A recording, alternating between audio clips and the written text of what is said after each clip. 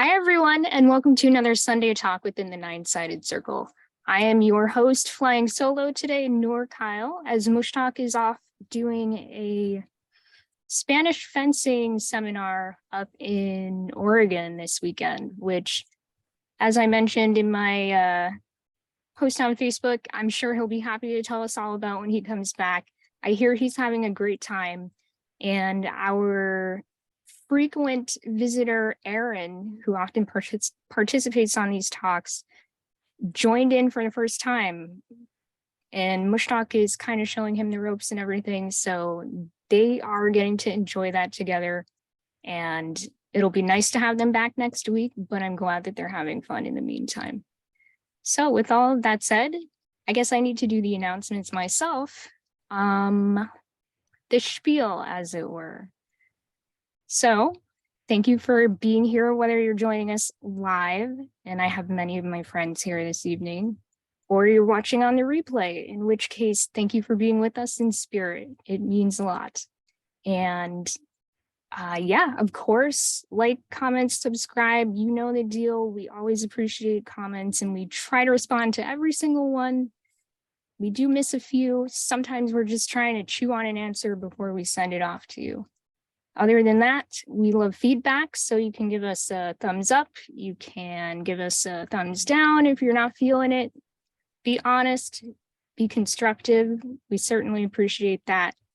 And as far as announcements go, well, we have a virtual retreat coming up next month. I'm going to be launching the registration for that within the week. So while I don't have specific links for that now, you can find that either when I send it out via an email, you can join the mailing list, or you'll find it on Facebook if you join our Facebook forum. I may even be posting it on our main Facebook page for the Nine-Sided Circle. But in any case, by the time we roll around to next week, we will have a link in the description and such to make it very easy for pretty much anyone who wants to participate to do so. We're doing this on a donation basis, so we are suggesting a $10 minimum donation this year to help us cover the costs of putting time into creating the content that we do, to sourcing, reading materials and such, and coaching people in the particular way of eating that we recommend for this month as a way to do a reset. That's what we call it. We call it a reset because it allows us to break our dependence on things like sugar and simple carbohydrates just for 30 days or so. And we eat a number of things that are going to be very supportive to our systems in their entirety. And we'll definitely have an informational meeting that we offer before we get started with that retreat. So whether you want to reach out to us via message or via comments here or email, or wait to hold your questions until we have that informational meeting, you will have your opportunity to get in touch with us and have any questions you have answered to the best of our ability before we get rolling with the retreat. So again, more information is coming on that in the very near future. So I think that's primarily it for now. As you know, as I mentioned, I'm flying solo today. So yeah, I think that the fact that this is such a new experience for me is actually part of the teaching this evening. I really want to take what I'm experiencing and make that into part of the lesson, not only for you, but for myself as well. So we are going to be discussing fate, destiny, and the iron bars within. By which I mean, what are the things that hold us back from moving from our fate to our destiny? And of course, we're going to have to briefly cover those terms so that we can have a shared understanding.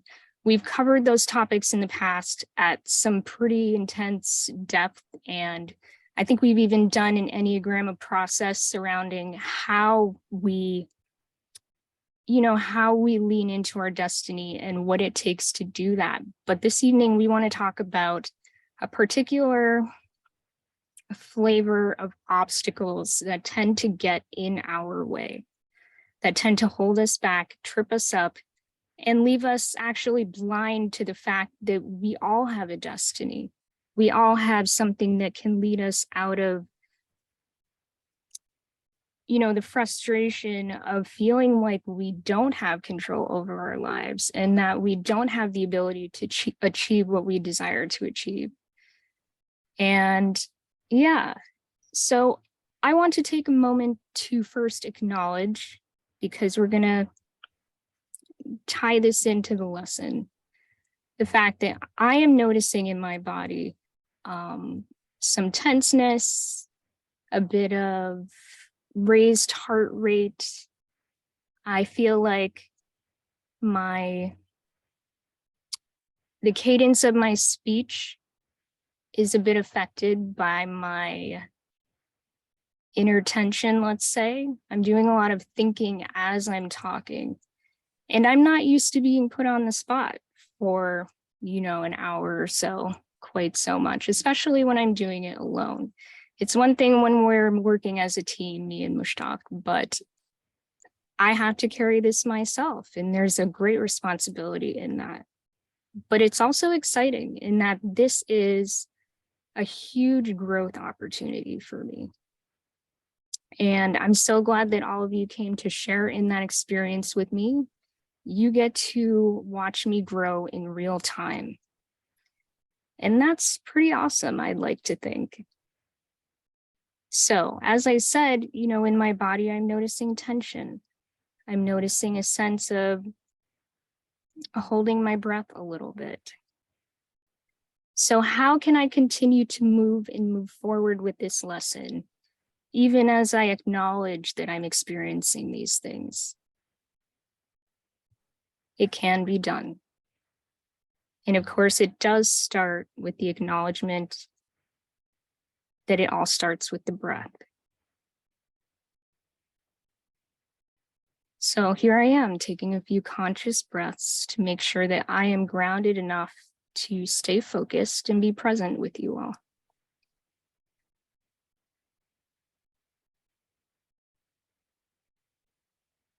And I notice there's some tremors in my body, but that's normal for me. Even on a day when I'm not feeling particularly challenged and stressed, I have a little bit of a tremor. So if I can just take that in stride, then it won't be particularly triggering for me to just hold space for that.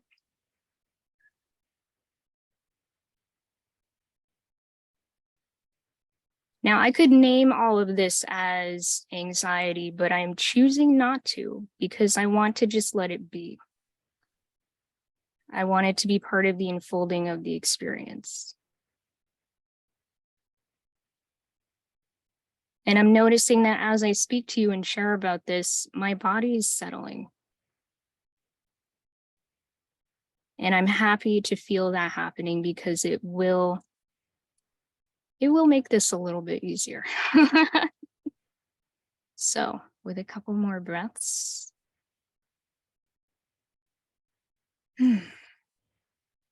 So many of you have been here to speak with us about fate and destiny before. And I am going to turn to you guys, you all, just for a moment, because I would love to hear how you all might define these terms, or how one or two of you might define these terms.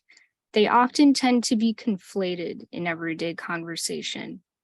And I'd like us to pick apart that a little bit and see if we can remember. So who might be brave enough to speak? I can always call on you, which I'm not afraid to do myself. I'll give it a go, Noor. Awesome, thank you. Jonathan. I'll try one of them. I'll try destiny. Perfect, yeah. Yeah, for me, my destiny is not something, I believe, it's not something that's preset. I mean, I might be wrong on this, or my understanding of my destiny is it is a world of possibilities, a world of choices that are there waiting for me to take, to choose, to grasp. That is wonderful. Yes, that is perfect. Yeah. And thank you for taking a risk and sharing, because I know that I'm kind of just putting you all on the spot, but I really want this to be something that you all participate in this evening. You know, it doesn't have to be me lecturing you, though I do have things to share, obviously.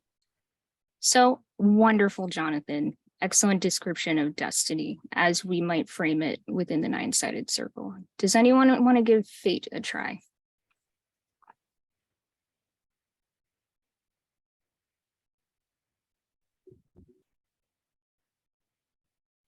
Zainab.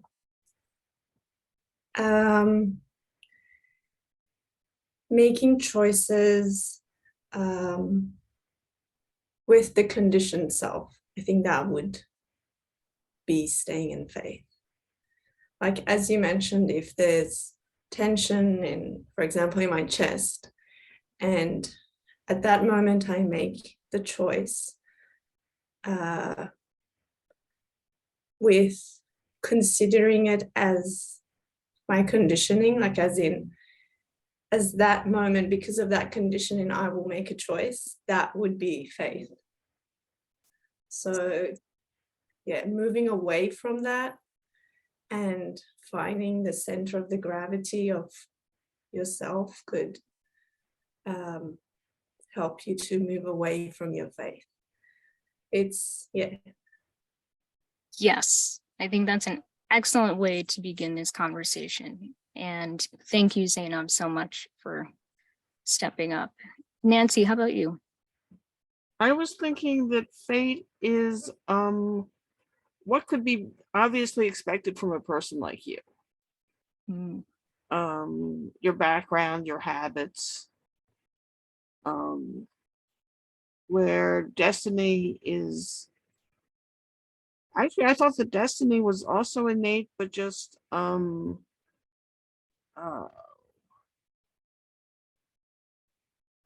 trying to think how to put this, that it's a call to something that's not just your habits.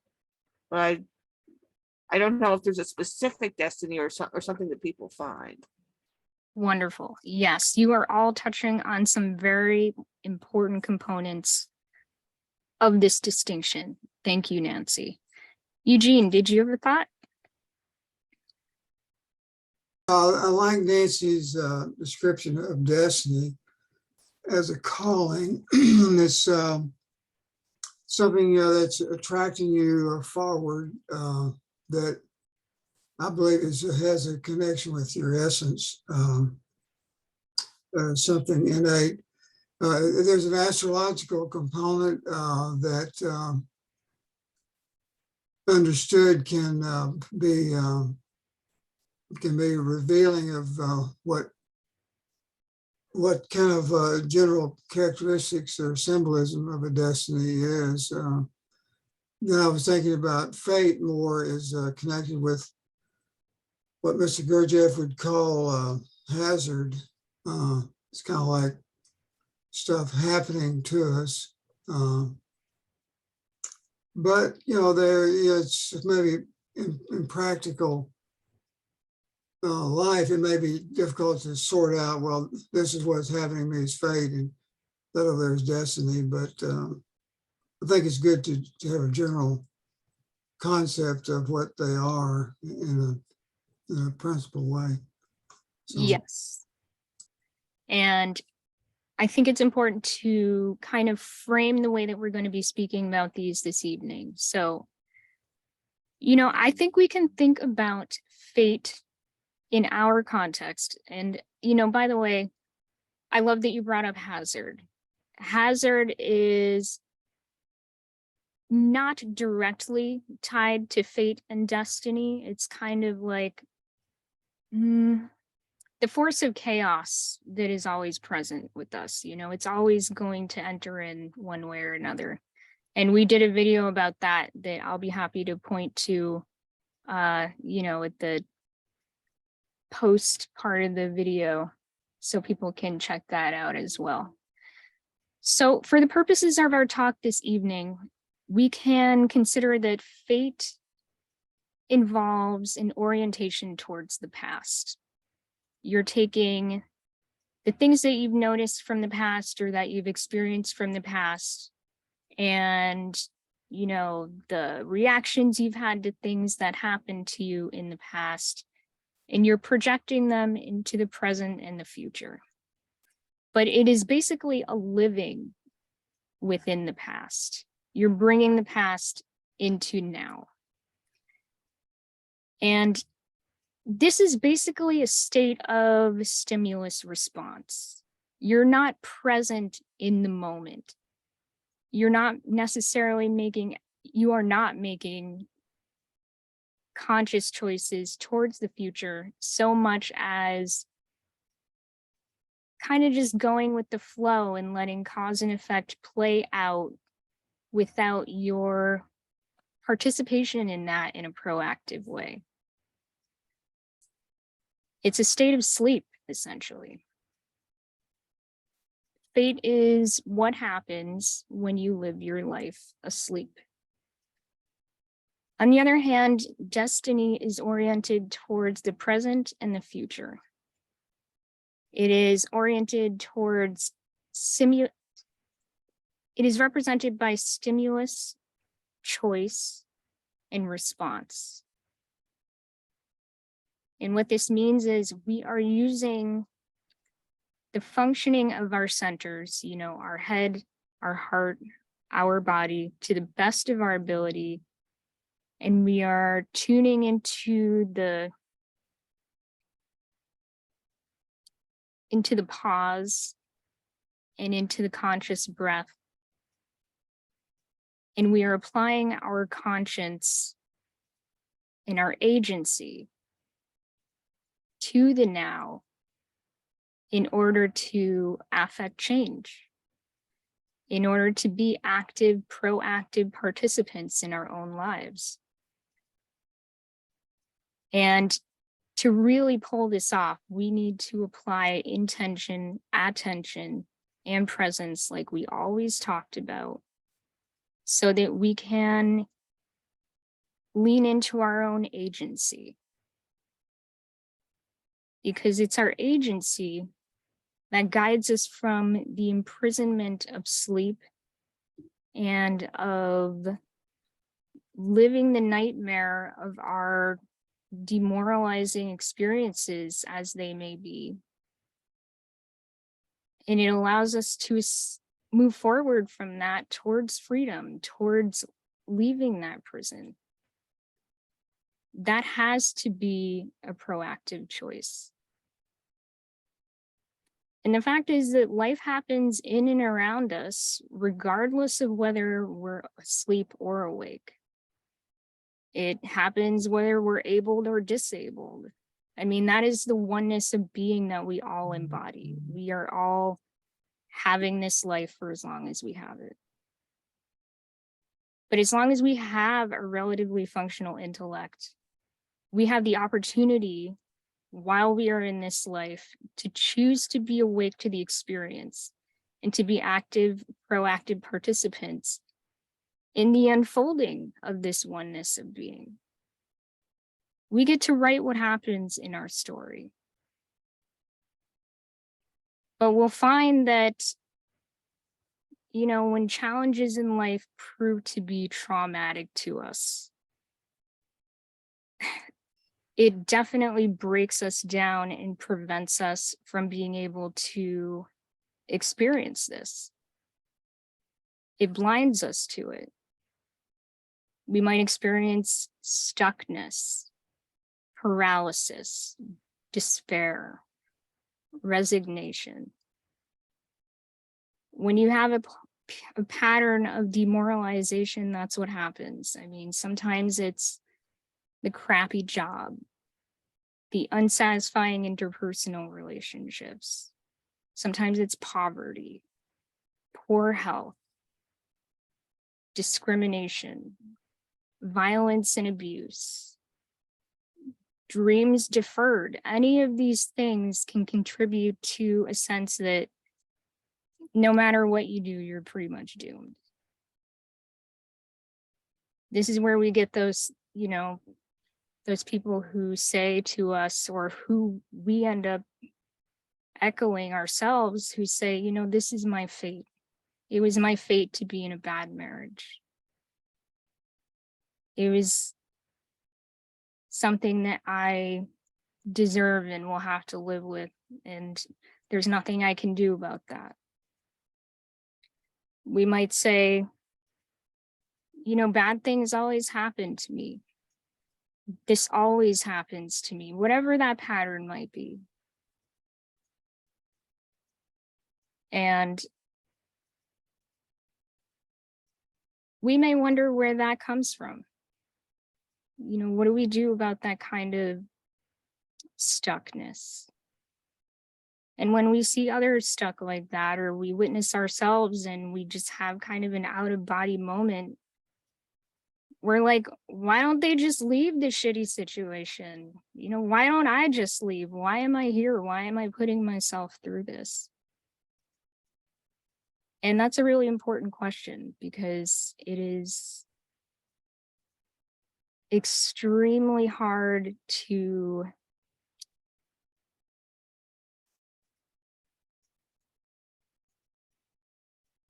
answer that when you're stuck.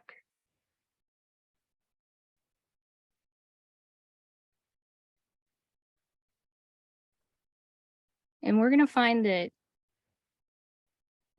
this is a pretty universal experience to some extent, because almost every culture and every family has its unique way of enforcing and reinforcing a kind of incapacitating self-imprisonment, right? Sometimes we'll find that this is because there are cultural obligations around submission to parents and parents' wishes, even through adulthood. Sometimes we'll find it's that women are expected to marry and have children. And maybe that's what they want, or maybe that's what they don't want, but they feel that pressure to fulfill that expectation. And we will find that in the simplest ways, just in the way that we are expected to hold down jobs that are demoralizing. I mean, Cherie knows this from experience. Having done things, yeah, if you want to speak to that. It was demoralizing because there was too much of it. That was the thing. But I also feel that we're going through a tough time at the moment with my dad being popped into hospital, low oxygen levels and so forth. And I was very, very cognizant of being observant, of not interfering, of not hopping onto the emotional roller coaster that some of the family were in. And I thought, no, just you know, settle, let's see what happens and see who's good at what and so forth. And I'm the eldest, so I'm often lent on to do something. Is that my fate to always step in? And I actually said to a friend, no, it isn't. There were certain things that happened with the hospital and the nursing home. And I said, the person who's taking care of that is my sister. She is excellent. She does 1 on the Enneagram. She's just like, everything's done right. She's on point. She's the best point person because she's also very close by in location wise and things. And so I always find, take a breath, be observant. What are you getting out of this? Because sometimes people's identification to a wound, to an event, to a a sorrow, all of those things can be part of your emotional armor, and you haven't quite found who you are. Who are you without all those things? Right. So that's, I think, when we're growing up as to be adults, is you don't need that to explain yourself. In the moment, you're just Cherie, you're just Noor, you're just Jonathan.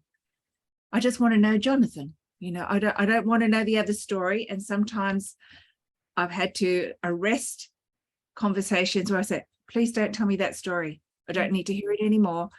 Helping people to surrender that is part, I think, the first process of being able to get out of that rut, because you get into that groove of, I'm born in a porn situation. I'm a refugee. I can do that whole thing really well if I want to. Yeah, I'm a refugee. I've been assaulted. I've been this. I've been in a bad mood. But it's not me. Mm-hmm. They're just things I have experienced. Yes. So do those things actually help me be empathic, sympathetic to other people. So it's not about me. It's about what can I do with that growth? What can I do with that experience to actually support another person, to actually lift that other person? I feel that is much more useful than to wallow in a particular situation. Well, I couldn't agree with you more, but it takes steps to get to a point Yeah. where where The you can embrace that. Yeah, the recognizing what you eat and how you nourish yourself, whether it's a physical food or the input from around you, that's what you've got to be really awake to. Are you surrounding yourself with people that go, oh, they're there, yeah, of course, you poor thing, you've lost a parent or something like that, or you've lost something, that there's a loss in there. But if we're attentive and our intention is to help move someone or move ourselves, we have to recognize the temptation of that. So Yes. it's about, what are you nourishing yourself with? I think that's the only way you can start recognizing how you're fueling that negative thing that's grinding you into that poor me bit. Yeah, and that kind of leads into broadly what else I'd like to discuss this evening, which is that, as you mentioned, these issues often start with a grain of truth and reality and weight and pain to them that we then kind of structure our whole personalities around. Like we become them, or they become us. I mean, it's a bit of both, right? And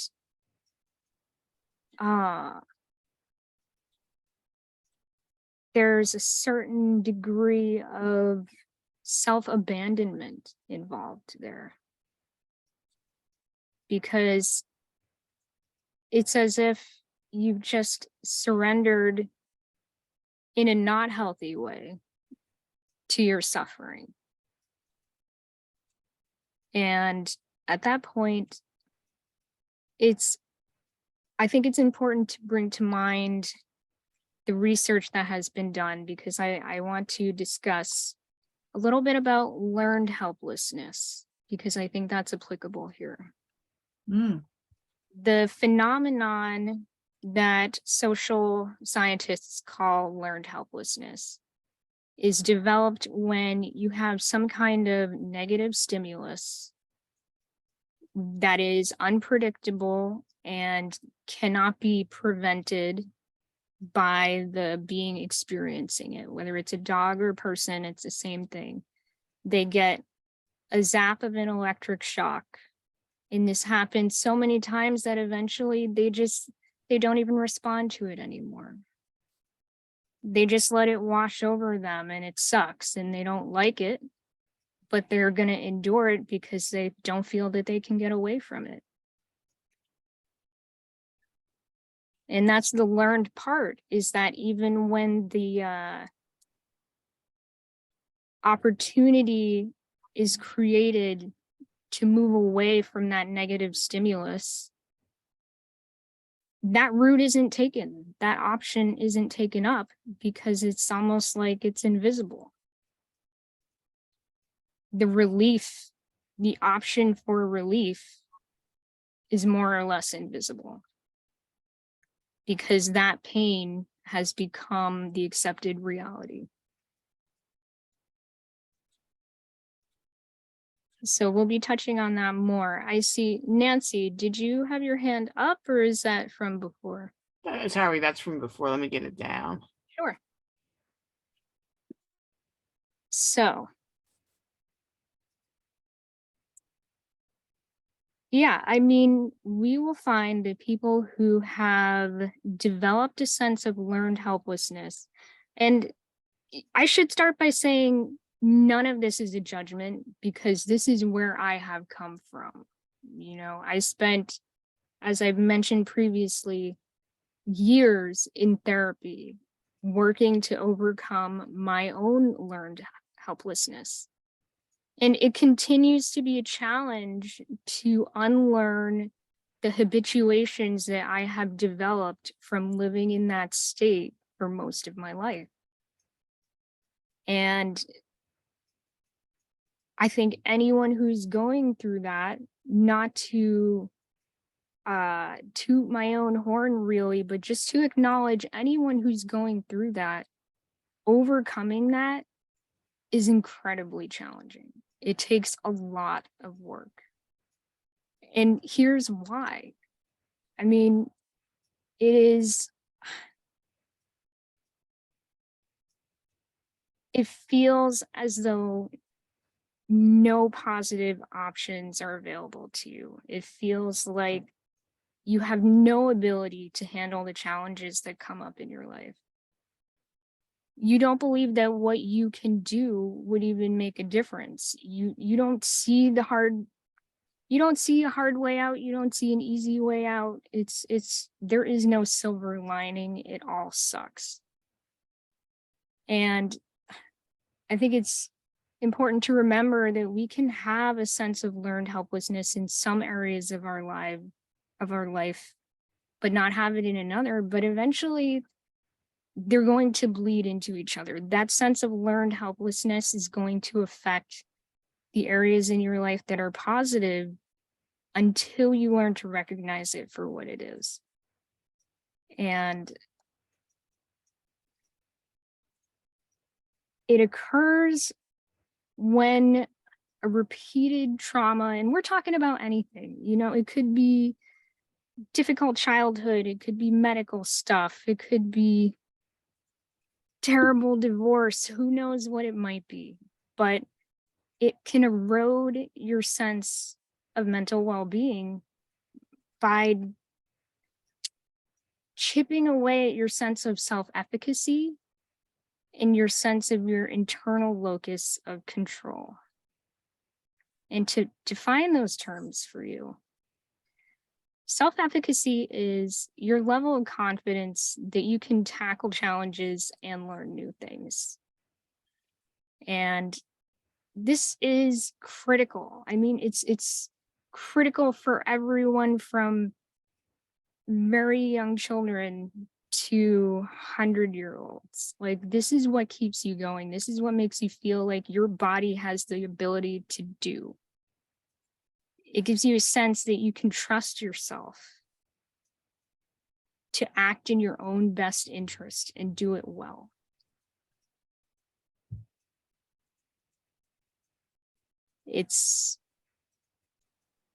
While it can be damaged, it can also be repaired. But before I get into that, yeah, Jonathan.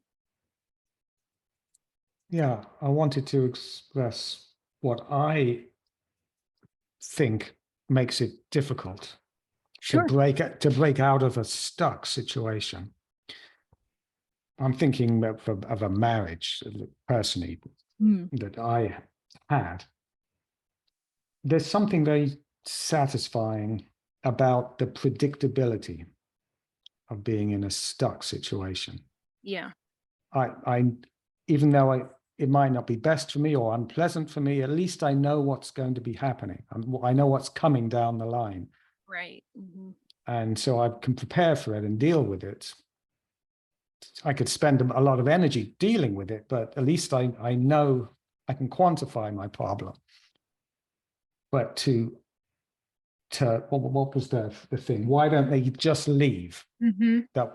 Why don't I just leave and end it? Because then I'm going to be facing unpredictability. Yeah.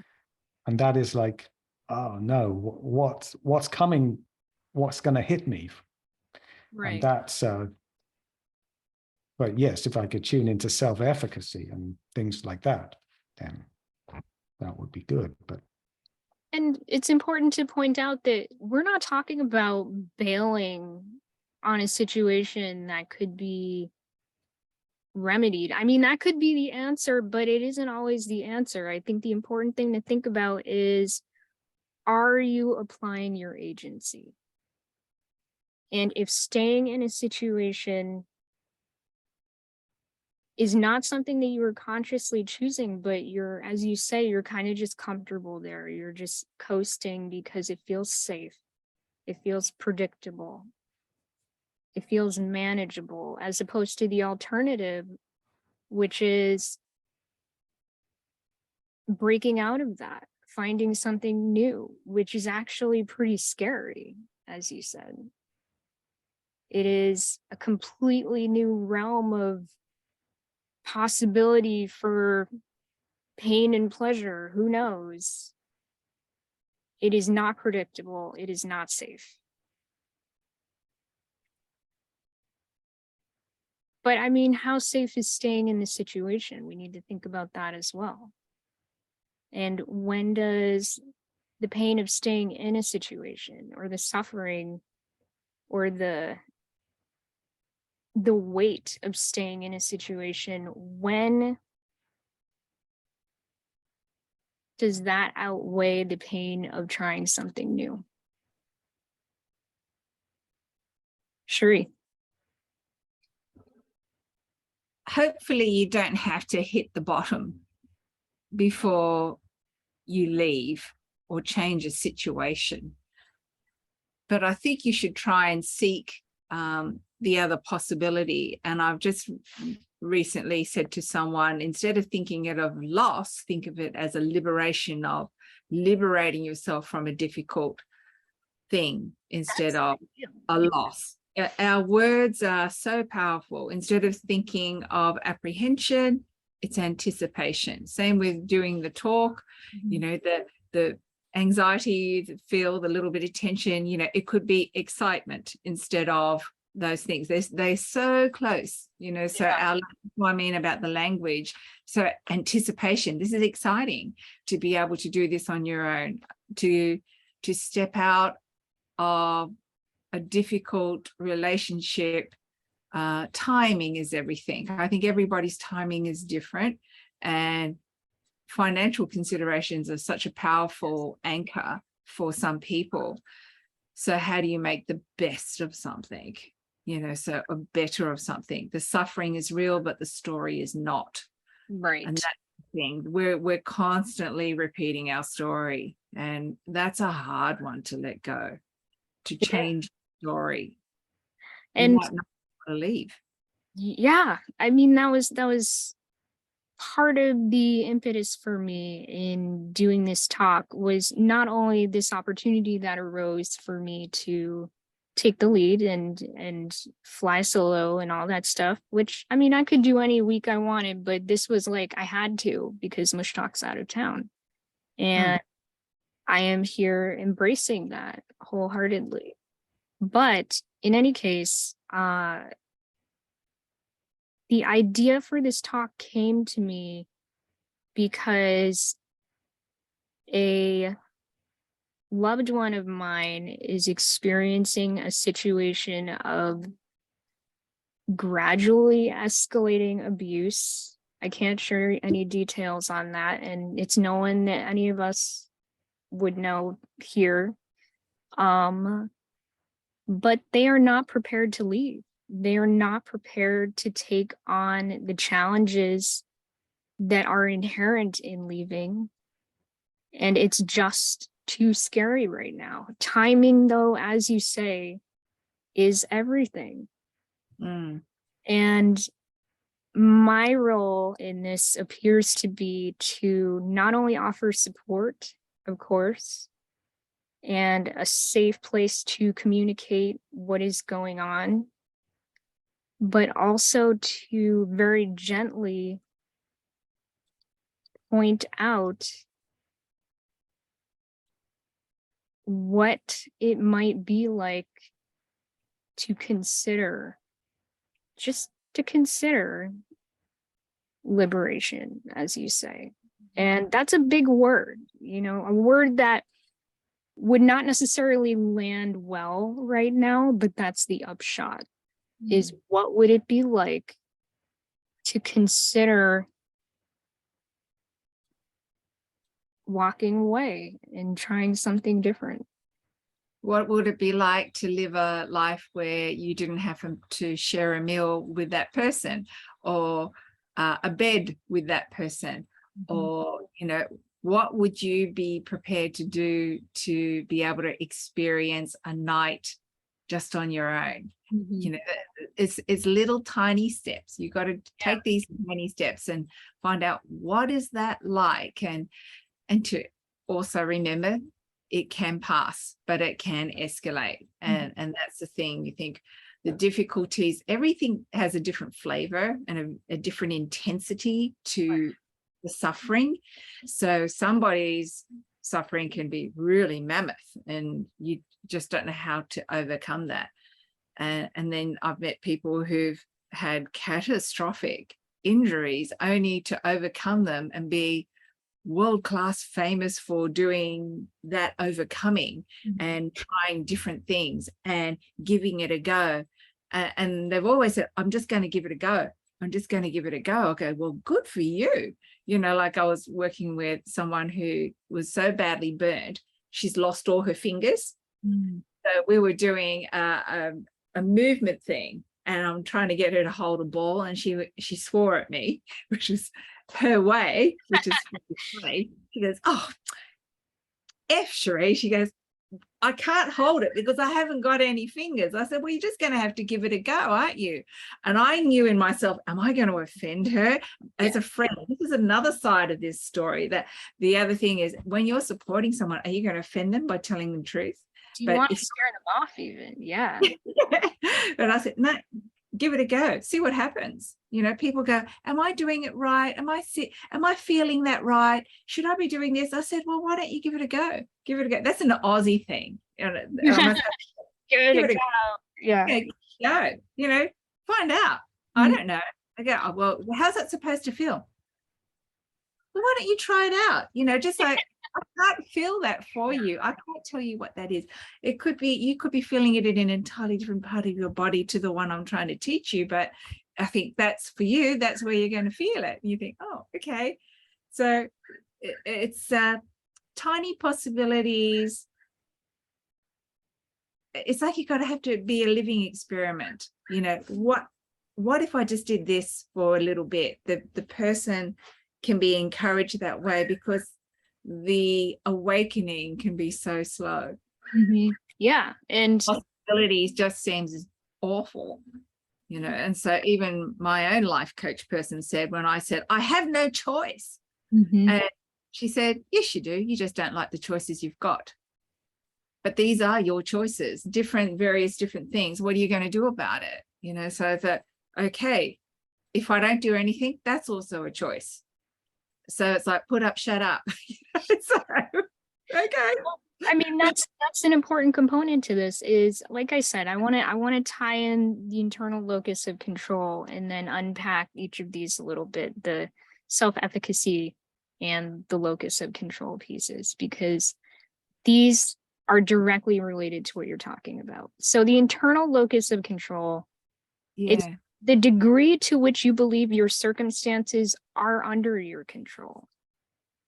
And the greater degree to which you believe that is true, it's almost like a self-fulfilling prophecy. If you don't believe you have any control, you will essentially have none in practice. If you believe that you do, you will have an increased and more, you'll just be more in control of not only your actions, but what happens around you as a result of the fact that you are willing to experience yourself as deserving, for instance, of taking up space, of having your rights respected, of having your opinions valued, that you matter and that your actions have an effect on the world around you. And of course, this can become outsized. I mean, that's what happens when you have like narcissists and megalomaniacs and people who just want to control everybody and everything, regardless of whether it's actually something that they have a right to control. But that's not likely to happen when you're honestly doing the work. If you have intention, attention, and presence in place, and you are also seeking help when you need it, when you're getting feedback when you need it, you don't necessarily really have to worry all that much about growing a sense of control that is outsized. So it is much better to grow a healthy sense of control, a healthy internal locus of control, than to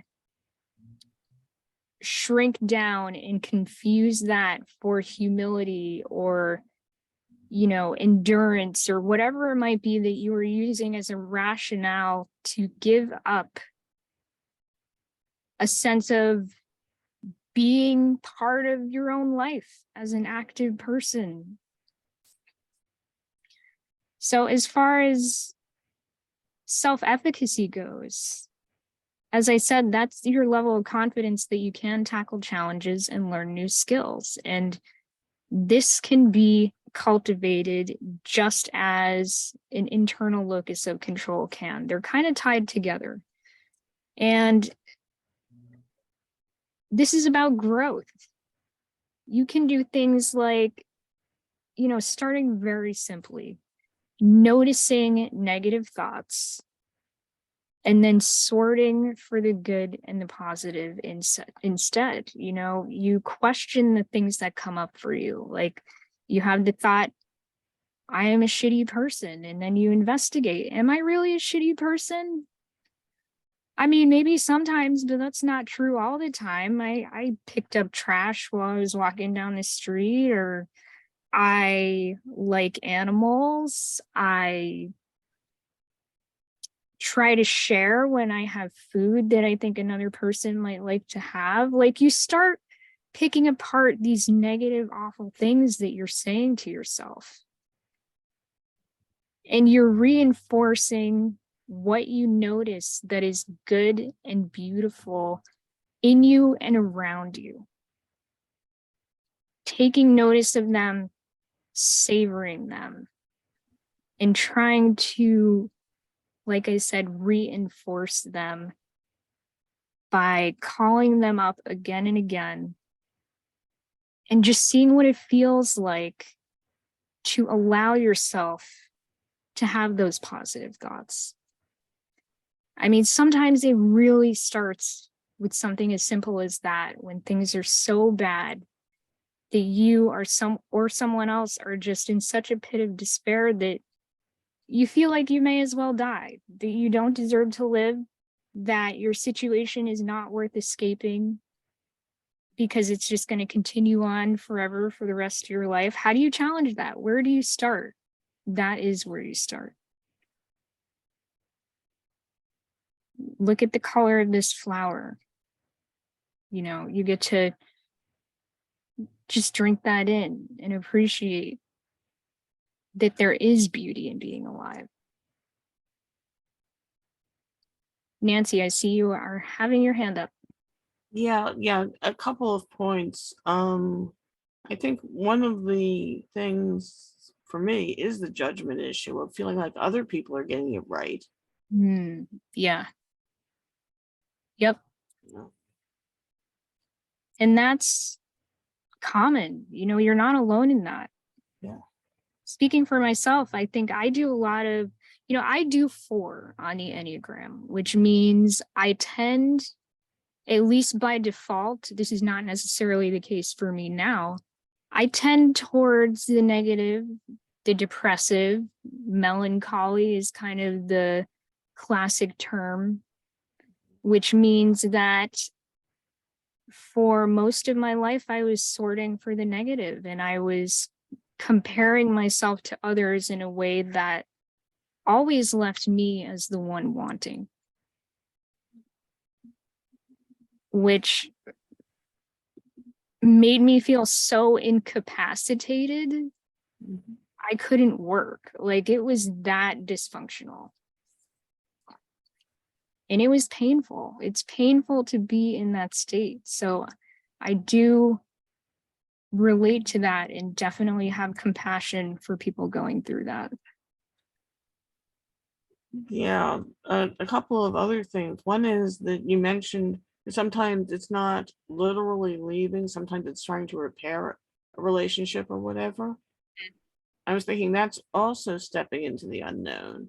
Yes. And there's the risk of it not working, right? Yeah. Yikes. Oh, okay, I was just going to throw in one more thing, Sure. which is that, you're talking about people who are narcissistic and the like. But I suspect that they don't feel a sense of choice. They feel like they're just reacting to their situation the only way they can. Yeah, and that's often true. I mean, we often cause pain to others when we are in pain. I think that's an important thing to think about too.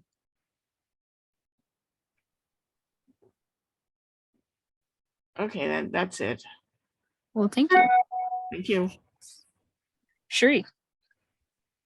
I'm thinking about expectations and permission when you're talking about these things. Are we not giving ourselves permission? Are we asking other people permission to do a certain thing? Right.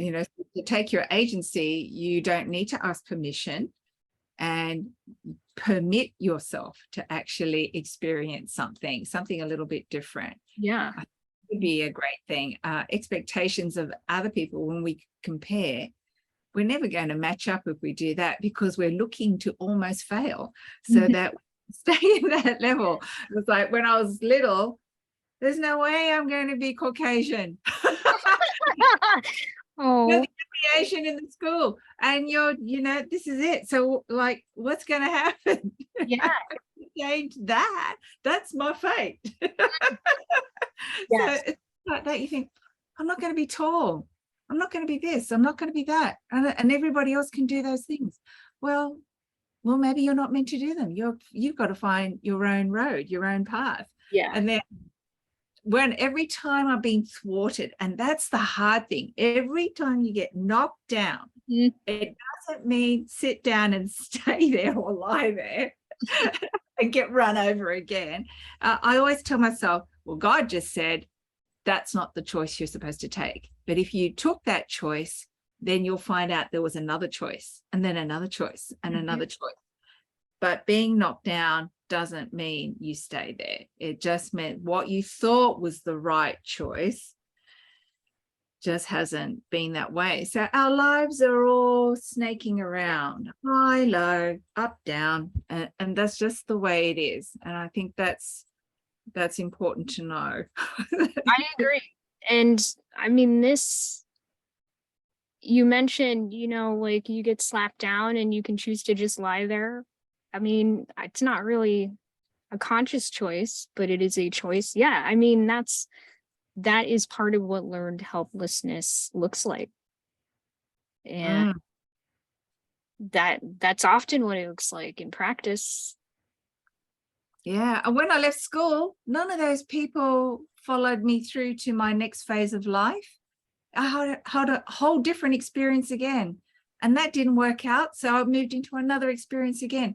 But each thing was a real growth thing. And that's okay. Yeah. I'm not going to stay a child forever. I'm not going to stay a teenage forever. I'm not going to stay a certain way forever. So, it's just, oh, okay, that's different. It's time to change. And actually, that was one of the other things that popped into my head is some relationships have a certain time frame. Mm, They're exciting at the beginning. You go through this, we'll be friends forever, and then you're not. yeah. But then there's room for other people to come into your life. Well, I mean, this is the thing, like one embrace of possibility leads to the next. And it's risk taking. It is calculated risk taking, knowing that one possibility opens doors to the next. So I know Bethany has a question. I want to let's hold on to that because I do want to get through the other pieces of self-efficacy. So we've talked about noticing negative thoughts, acknowledging them, and also sorting for the good, the positive, like thinking of the things that are truthful counters to those negative thoughts. We can talk about vicarious exposure. And what this means is you learn from watching others go through what they've gone through, the things that you might like to avoid, the things that you can learn from and think, maybe I could do it that way. That's what vicarious exposure is. You are witnessing their struggle and allowing it to perhaps educate and or inspire you about what's possible for you. What pitfalls could you avoid when you take your steps forward? All of those things come into play through vicarious exposure. And it's an opportunity for post-traumatic growth when you allow that to happen too. So affirmations, I'm not super fond of them, but I have found that as I've developed a sense of gradual trust in myself, they make more sense to me. I don't use them lightly. I don't really feel comfortable using ones like, I am smart and I have $1 million in my back pocket. Like, some of these affirmations get really weird, but sometimes they're more like things that I want to embrace for the day. Like you've heard that one of my mantras in the past, some of you have heard this, was I do not defer. And for a while in its context, that served me well. Right now, the one that I have turned to as an affirmation is brave, kind, calm, grounded. And I just repeat that to myself as needed because I am at a point now where I trust myself to do my best, even if I'm not 100% successful in the moment, to be able to call those things up in myself and embody them. And that certainly takes practice. I have had, a decent amount of practice at this point, given the number of years that I have been working on myself and teaching. But I share that again as a means of vicarious exposure to let you know that it is possible. And finally, mastery experiences. We've covered mastery before. This is where you start small, you try new things, you celebrate and enjoy the learning, and you gain skills as you go, enjoying the ride. You're not looking to be America's Next Top Model or whatever. You're simply learning to have the experience and allow it to enrich you and enrich your life and support you in pulling yourself out of your learned helplessness into agency. All of these things are progressive. That means that they build over time. They build on top of each other.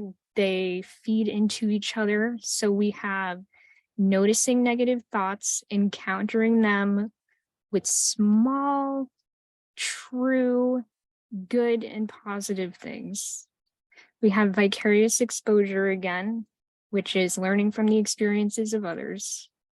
We have affirmation, which is both telling yourself affirmations if that works for you, but also acknowledging those things that come up that you actually feel really good about. Like, I had a really good conversation with that person, and I feel like that was mutually enriching for both of us. You know, it could be something like that. Take time to savor those things and affirm them. And then mastery experiences, again, which is looking to see what you enjoy, what you're good at, what you simply love to learn, and then running with it. All of these things are going to help you build your sense of self-efficacy. And in turn, they will help you healthfully support building up your internal locus of control. So Bethany, yeah. Well, I think those are some amazing affirmations. So I more so had a comment of something I wanted to share. Yeah. Which is just that when it comes to the affirmations component, what I have realized is just learning some of the characteristics of some of my negative habits, replacing those, specifically looking up, what is the antonym to that, and then speaking those. But I feel like it's relevant, talking about being in jail and how to break free. Yeah. First realize that you're not per se, we'll say, in jail, right? There are limits, but the limits are so expansive that they're basically infinite to what could be, a human being, So what is here is so much as you can consider it infinite. I mean, that's So, true. I'm not in jail. I'm not, I ain't got to break out, I'm here, I'm free. Anyways, I'm free. So, I mean, that's the thing, right? And just being in that moment, like, our DNA is intelligent. We don't have to think about the blood flowing through our veins. Mm-hmm. We don't have to think about none of this stuff because, like, the will is already inherent in us. So it's like seeing things as they are, or walking in faith, and just every moment and practicing and exercising it, just be. Yes. I mean, that's one thing that we forget in the midst of feeling trapped in whatever is going on for us. As you say, BB, being in jail, right? We forget what a miracle it is to have this opportunity. I mean, that's a really powerful, incredible thing if we take a moment to think about that and realize, yeah, there are constraints on this reality that we all have to cope with. And even in spite of those, holy shit, there's a lot of possibilities that are just waiting for us to explore them. Just waiting for us to open up to them and welcome them in. So thank you so much, BB. And that's the thing, like, Be free. yes.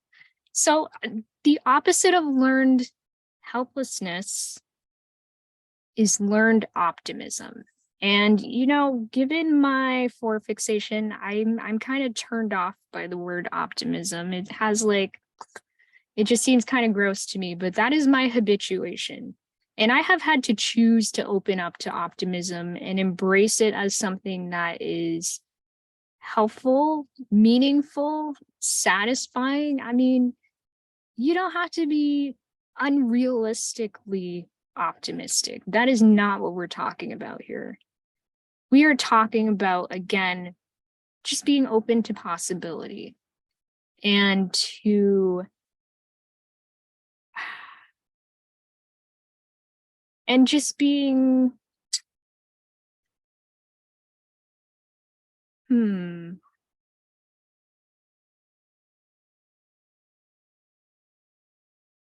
embracing your agency, embracing the incredible privilege it is to be alive and to express your self-efficacy and to live into your internal locus of control. Jonathan. Thank you, Noor. I like this analogy of the prison. To me, I feel that a big obstacle are the fellow inmates. When I think of my family growing up, there was because my family are like my fellow inmates in the prison. Mm-hmm. They had a vision for me that I was to go to college, get well qualified, get an office job or a job in a laboratory. That was put on me. Mm-hmm. That became my fate. Yeah. That was not me. That was not what I wanted to do. And I broke out of that. And I had to break out of the mesmerism of the fellow inmates, my family, to go a different route. And I followed my desire, which was I enjoyed making things, fixing things. And I pursued that. And I started to build things. And then I became a handyman. And eventually, after many years, I became a builder. But in order to do that, I had to be following what I really wanted. In other words, to enable me to break out, to have enough momentum to break out of my fate. Yes. And to turn it into something that was a destiny for me. That is a very important point, and you reminded me of it. So thank you so much. It ties together with what Cherie was saying about timing, which is that, as you mentioned, Jonathan, about momentum, in order to get that escape velocity factor, we do have to conserve our energy and prepare and plug the leaks, as I like to say, when it comes to taking care of ourselves and figuring out all of the little things that we need to figure out in order to put ourselves in a position of being able to escape. And for me personally, I think it's easiest to talk about that. That meant, in order to get out of my learned helplessness, I needed to improve my sleeping habits. I needed to improve my eating habits. I needed to be a bit more physically active. I sought more positive, supportive people to be around. And everyone is going to need to plug different leaks in their own lives, different energy leaks, I guess we could say, that sap their energy out and away from their ability to move towards their destiny. But everyone is going to have to do that at some point. And Jonathan, it sounds like you found your own ways of doing that so that you were able to escape that mesmerism and consider, in a way where you were really determined to make it happen, what would be the cost benefit analysis of doing that, and how to navigate that in a way that was not destructive to you or your relationships. That's the ideal. And it doesn't always pan out that we get to have everything that we want. But when we have the energy to do the work, we set ourselves up for, you know, the best possible outcome given the constraints of our circumstance.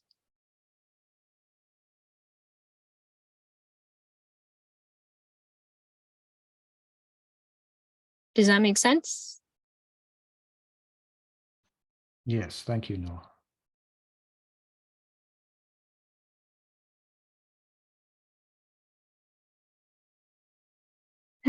And, you know, our sense of our self-efficacy and the strength of our internal locus of control, those things are going to fluctuate based on whatever we encounter in life and whatever our struggles have been that we're working on along the way. Like, let's say, God forbid, tomorrow I was told that I had breast cancer, for example.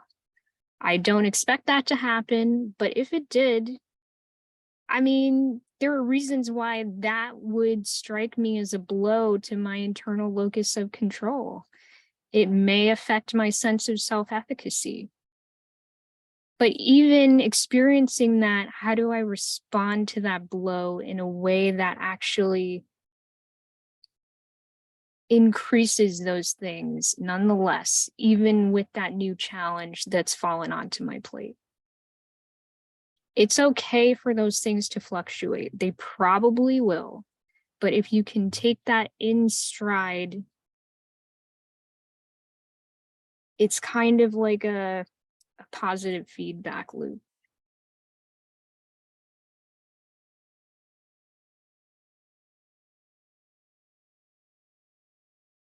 So this is one of those things where it runs the gamut. You know, when we say, this is my fate, or why can't I just leave, or why can't someone else just leave, we could be talking about anything in terms of severity of circumstances. And the approach is going to be more or less the same within us, at least. The outer circumstances are going to be unique, of course.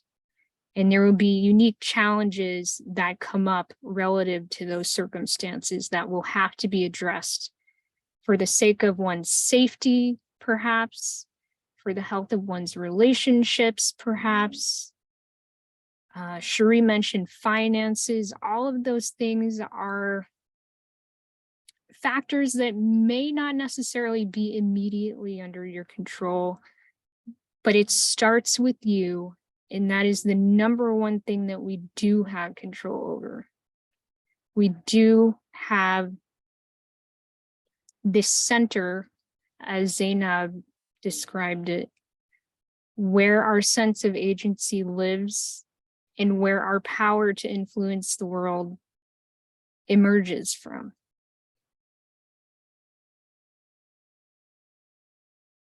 So yeah, do we have any other questions before I begin to pivot towards closing? Or thoughts?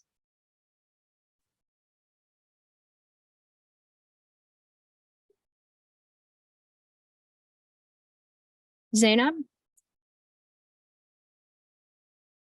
I just have to leave early today. Thanks for the All right. meeting. Yeah, you're welcome. Thanks for being here. Take care. Yeah, see you guys.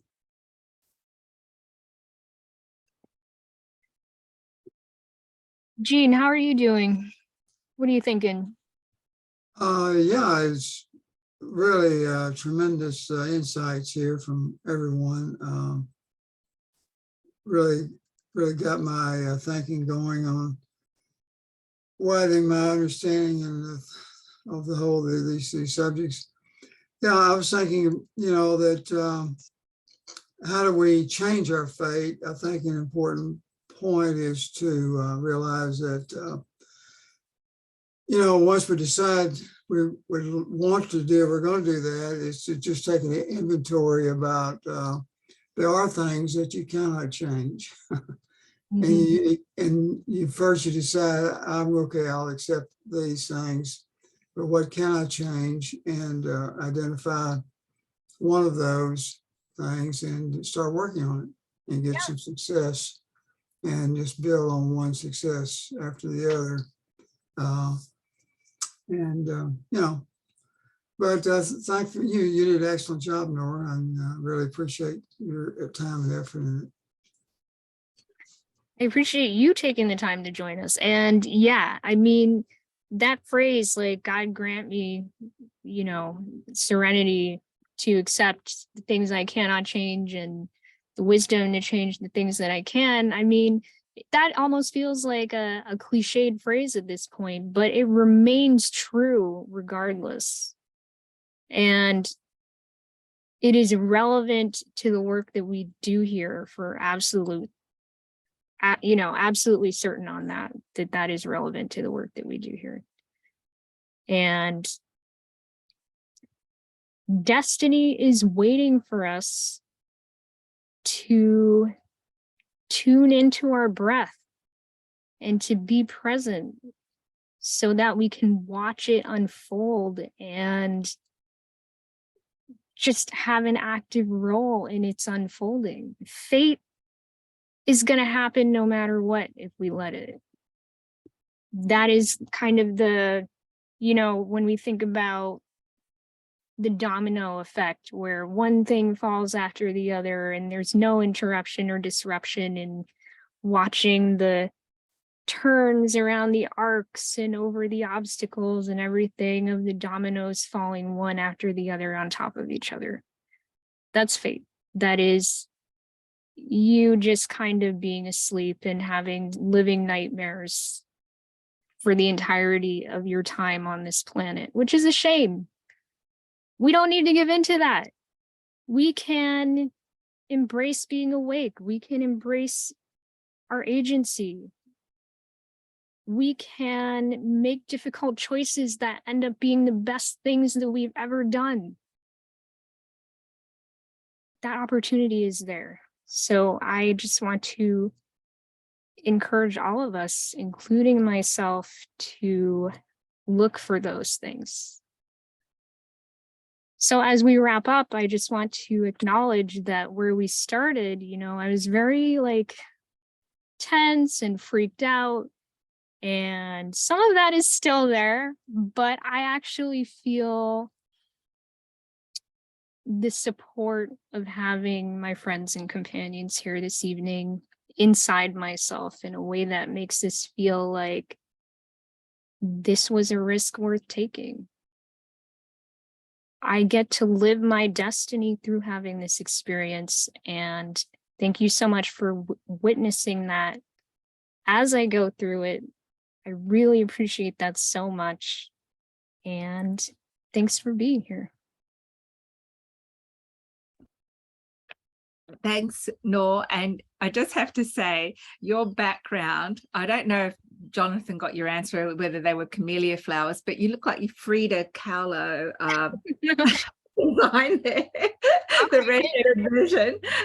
I love her. Yes, my flower crown. Yes. Yeah, just where your head is sitting. There you go. Look, you've created something wonderful and beautiful as well on a visual plane as well as the audio plane. So sweet, Shuri. Thank you. All right, so I guess I can bring us all to Brady Bunch mode. I hope it will let me do that. I actually messed with some settings. I don't know if it will let me do that. But, I think in spirit, we know the routine. Let's wave to each other and wave to everyone watching on YouTube. Thank you so much, and we will see you next week. Bye.